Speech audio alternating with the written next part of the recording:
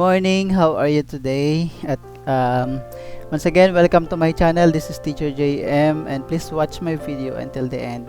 At ngayon po ay share lang po ako kung papaano gumawa po ng tinatawag nating Google Classroom. Ayan guys. So para po makagawa tayo ng Google Classroom, ikaw lang po ay pumunta sa iyong account, sa Google account, tapos mag-login po kayo doon. Tapos kapag once log in, ito po yung gagawin nyo. Punta po kayo sa Google Apps. Ayan guys, Google Apps po. Tapos punta po kayo sa Google Classroom. Ito po, Classroom. Ayan. So, click po natin ulit yung apps. Tapos punta po tayo sa ating Google Classroom. Ito guys. Click po natin yung Classroom. Ayan. At ito may classroom na ako dyan. Ang gagawin mo, gagawa po tayo ng classroom.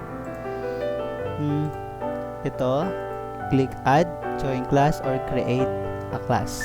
So dito pwede kang mag-create ng class or mag-join ka ng class.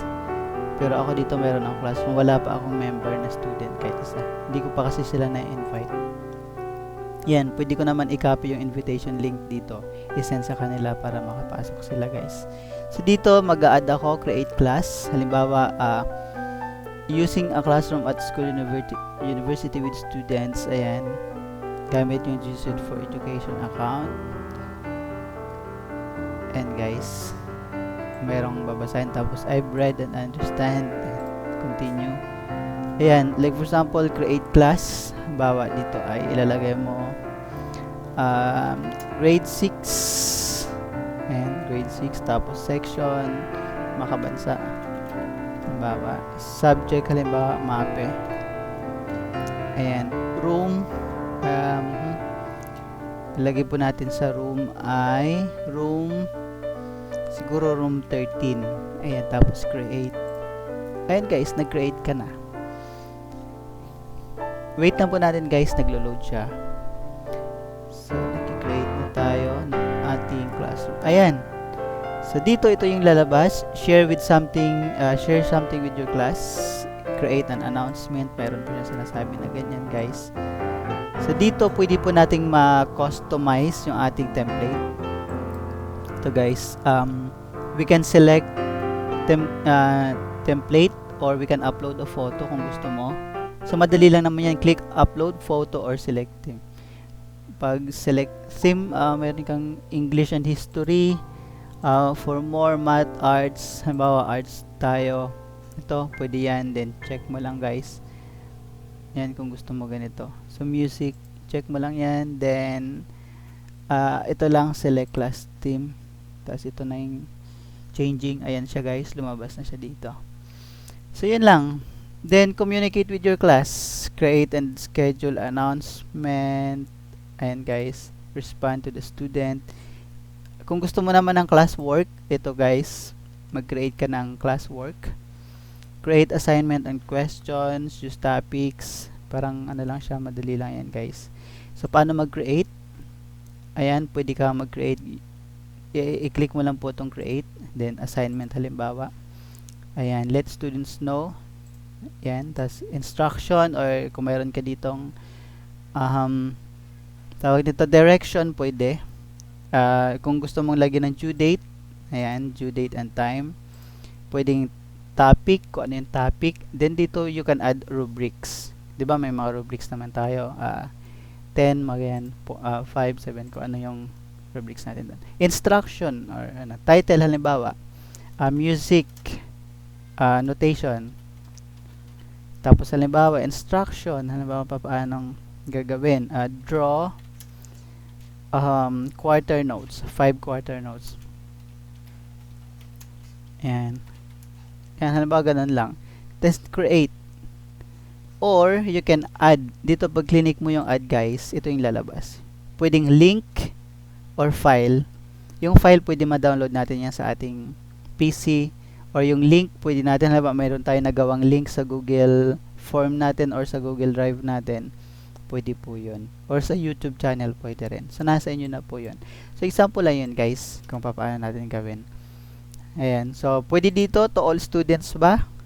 or kung sa isang section lang, dito mayroon tayong mapagpipilian, mayroong makabansa or mayroong makadiyos. So pwedeng i-forward natin siya sa dalawang klase, dalawang sections. Kung mayroon kang 10 sections po dito guys, may ipapadala mo yung assignment sa lahat ng sections na yon in one click. Pero kung isa lang naman yung padadalhan mo, ito lang siya. So yan guys, ayan no, to all students.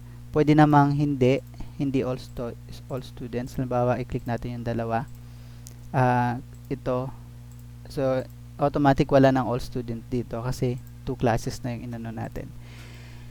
So yun guys, ganun lang yung paggawa ng assignment. So disregard po muna natin yan. What about people?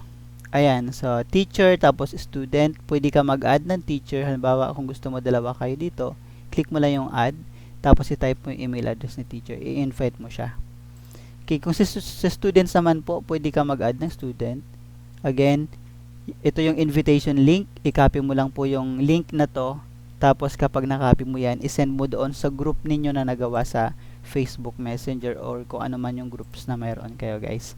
Then, or invite students to your class. Ayan, through, ito nga yung sinasabi ko kanina, invitation link. So, try nyo to guys, invite nyo sila. Pag natanggap nila yung link, makakapasok na po sila sa inyong classroom na ginawa. So, ganun lang. Then, marks, your class doesn't have any students. Add students on the page. So, ibig sabihin, pag may students na po tayo dito, you can marks them. Kung ano, stream. Pwede po tayo mag-stream online. Share something to your class. Yan, pwede tayo mag-create schedule announcement with your class. Ayun, so madali lang po 'yon gawin. Setting, ayan, class details, class description, general, manage invitation codes, ayan. So yung invitation codes natin, guys, ito pala yung invitation codes natin na pwede nating ipasa sa kanila para makapasok sila.